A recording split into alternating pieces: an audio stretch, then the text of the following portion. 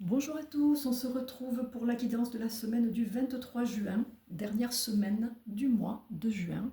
J'espère que vous allez bien.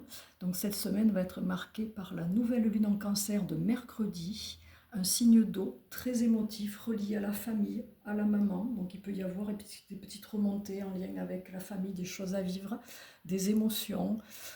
Ça vient vous chercher dans vos parts de sensibilité, de fragilité, de vulnérabilité et ne pas voir ça comme une faiblesse, bien évidemment. Au contraire, c'est cadeau. Donc la nouvelle lune, c'est le changement, le renouveau et la possibilité de poser vos intentions, de faire des vœux, des souhaits et de penser à ce que vous ne voulez plus et plutôt vous concentrer sur ce que vous voulez changer dans votre vie. Voilà.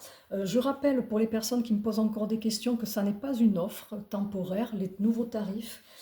Mes soins sont à 70 euros, tout ce qui est soins et accompagnement, mais pour le soin karmique et transgénérationnel qui nettoie les blocages, les peurs, tout ce qui est en lien avec les blessures de l'âme, le transgénérationnel, je suis à 70 euros et j'ai créé un tarif intermédiaire pour 10 mémoires environ à 35 euros. Le soin abondance, il est à part à 35 euros, il y a 9 mémoires et je peux l'inclure dans le soin complet. On peut tout faire, il suffit d'en parler. Donc comme tout le monde n'avait pas compris, certains me demandent, je préfère le redire en début, comme ça tout le monde a l'info. Vous avez les infos sur mon site internet, vous avez en publication épinglée sur Facebook, en story à la une et en publication épinglée sur Instagram. N'hésitez pas, cherchez, fouillez, vous allez trouver.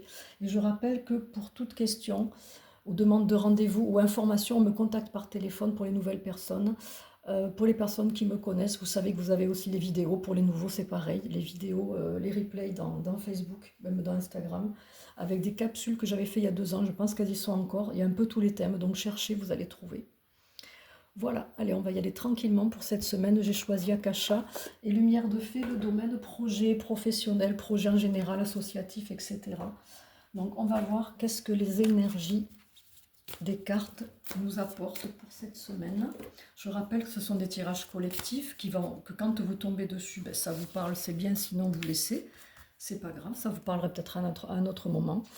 Que ça n'est pas de la voyance, que je suis là pour guider, pour conseiller, pour vous donner des infos qui vont vous servir sur votre chemin de vie au moment où vous tombez dessus ou pas. Ça n'est pas grave. Ça ne fait pas votre vie, c'est quand même vous qui décidez quoi mettre en place dans votre vie. Allez, on va donc prendre ces quatre-là et je vais en tirer deux. Allez, voyons. Hop, hop, hop. Allez, on me dit une, donc ça suffira. On prend une alors dans ces cas-là. Alors, qu'est-ce que nous avons pour cette fin de mois? On nous parle de mensonges. Ça vient, quand c'est pas la trahison, c'est le mensonge. Le bilan qui sort assez souvent, que je conseille de faire régulièrement. On a la réussite. Ben oui, parfait. La prise de responsabilité qui sort aussi assez souvent. Donc pour cette fin de mois, de juin, qui est un mois 6, qui est en lien avec l'harmonie, l'équilibre, prendre soin de soi, l'union, en lien avec l'enfance, votre enfant intérieur, ben, on vous demande, je vais y arriver, cette histoire de bilan, moi personnellement, vous pouvez la faire tous les mois ou toutes les semaines. Il y a des personnes qui tous les lundis font le bilan de la semaine précédente et se disent, bon ben voilà, la semaine dernière j'ai bloqué sur ça, ben cette fois-ci je vais essayer de surmonter. Vous pouvez faire des petits bilans, des petits retours en arrière. De synthétiser, pas synthétiser, comment on appelle ça, analyser un petit peu ce que vous avez fait, ça peut être sur les dernières semaines, sur les derniers mois, depuis le 1er janvier, sur le trimestre, c'est vous qui voyez. Alors là, la personne fait un bilan visiblement sur son couple, sur le domaine sentimental, sur sa vie en général, sur le plan de l'amour, sur le plan matériel, je vois une maison, une voiture, mais vous pouvez faire le bilan sur ce que vous voulez. On a la carte 16 qui est en lien avec la dépendance affective, avec l'abandon, donc vous voyez, tout ça c'est des infos. Faites un petit peu le point. On me dit en fait de faire un petit point de temps en temps régulier, voilà, pour voir un petit peu où vous en êtes. Les guidances de la semaine peuvent vous permettre de faire ce bilan, on me dit aussi. Là, on nous demande de tomber le masque, d'être honnête avec soi-même. Ça peut vous appeler aussi par rapport à cette carte, de vous poser la question, est-ce que je suis vraiment sincère avec moi? Puisque j'attends de la sincérité, je demande de la sincérité de la part de l'autre. Très souvent, vous me dites, je recherche des personnes qui soient sincères, authentiques, qui arrêtent de mentir. Ça commence par soi. Parce qu'on se ment tous à un moment donné de notre vie, dans un domaine, une situation, parce que certaines situations ont besoin de courage, ont besoin qu'on prenne nos responsabilités. Et c'est la clé de la réussite, être authentique.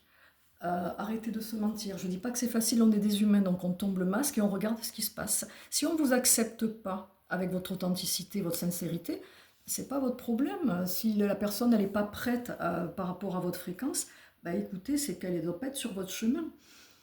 Quand on change, qu'on évolue et que ça vous convient à vous, ben ça va faire du tri et le tri n'est pas négatif. Il y a tout le temps des personnes qui vont rentrer dans notre vie, d'autres qui vont sortir, il va y avoir des changements, des personnes qu'on va voir un petit peu moins, qui vont s'éloigner, mais pas contre nous, pas parce que vous les avez dérangés, c'est juste parce que leur vie de leur côté évolue, leur chemin évolue, et elles mettent des choses en place. Donc essayez, accord Toltec, de ne rien prendre personnellement, je ne dis pas que c'est facile, prendre ses responsabilités, c'est assumer ses choix, ses actes, se dire, ok, ben dans le passé, voilà, je me suis mariée, j'ai fait ci, j'ai fait ça, je n'ai pas du tout pensé que ça pouvait se finir un jour. Et là maintenant, je me retrouve à devoir me séparer, c'est un exemple que je donne. Qu'est-ce qu'on va faire de la maison? Je me retrouve à me rendre compte que les deux voitures étaient au nom du conjoint. Finalement, j'ai plus rien. Et bien, vous voyez, c'est des choses auxquelles on ne pensait pas avant. Dans la plupart des cas, les personnes, elles restaient positives, certes, mais elles ne se sécurisaient pas à ce niveau-là. Vous voyez, ce n'était pas structuré. Les fondations n'étaient pas solides.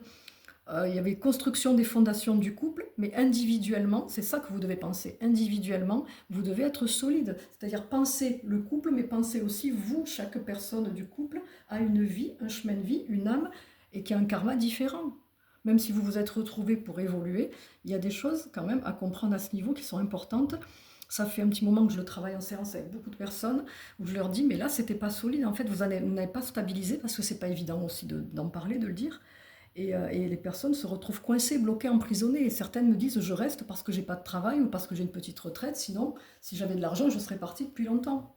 Encore cette peur du manque. Je vous rappelle que le soin abondance, il travaille la peur du manque aussi. Il débloque au niveau des ancêtres les faillites, les ruines, en fait, tout ce qui est... Allez le voir, il est en publication épinglée. De toute façon, il y a le détail.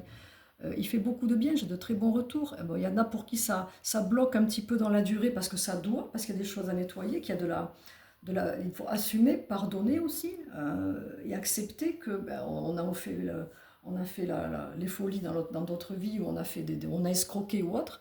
Ben, ça doit s'épurer et se pacifier pour que ça soit en plus unifié à un moment donné, je vais y arriver, et que ça soit clean, vous voyez, et que là, le chemin, il se réaligne. Mais on doit en passer par là et accepter que des fois, ben, c'est pas toujours rose, ça peut bloquer, ça se ralentit.